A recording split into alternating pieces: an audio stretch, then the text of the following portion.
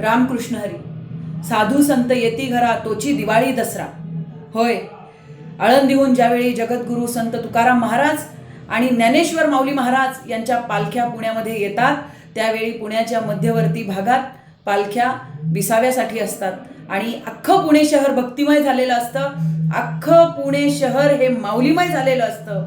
आणि याच वेळी आज मोमीनपुरा, जे पालख्या जिथे थांबतात त्याच्या जवळ असलेलं ठिकाण आहे आणि ह्या मोमीनपुऱ्यामध्ये मांस विक्रीची दुकानं सर्रास सुरू आहेत. प्रशासनाच्या आदेशाची पायमल्ली करत जिहाद्यांची एवढी हिंमत झालेली आहे की त्यांनी मोमीनपुरासारख्या भागामध्ये, जिथे जवळच माऊलींची पालखी आणि जगद्गुरू संत तुकाराम महाराजांची पालखी सुरू आहे, तिथे मांस विक्रीची दुकानं सुरू ठेवलेली आहेत. यांचा माज उतरवण्याचं काम प्रशासनाने करायला हवं होतं.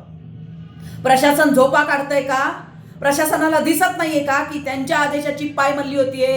हेच हिंदुत्ववादी संघटनांकडून जर झालं तर प्रशासन कशा पद्धतीने त्यांच्यावर ताशेरे ओढतं? मग प्रशासनाला हे दिसत नाहीये का या जिहाद्यांना ठेचल्याशिवाय आणि आम्ही आवाज उठवल्याशिवाय प्रशासन जागा होणार नाहीये? आमच्या माऊलींचा हा अपमान आम्ही सहन करणार नाही. रामकृष्ण हरी.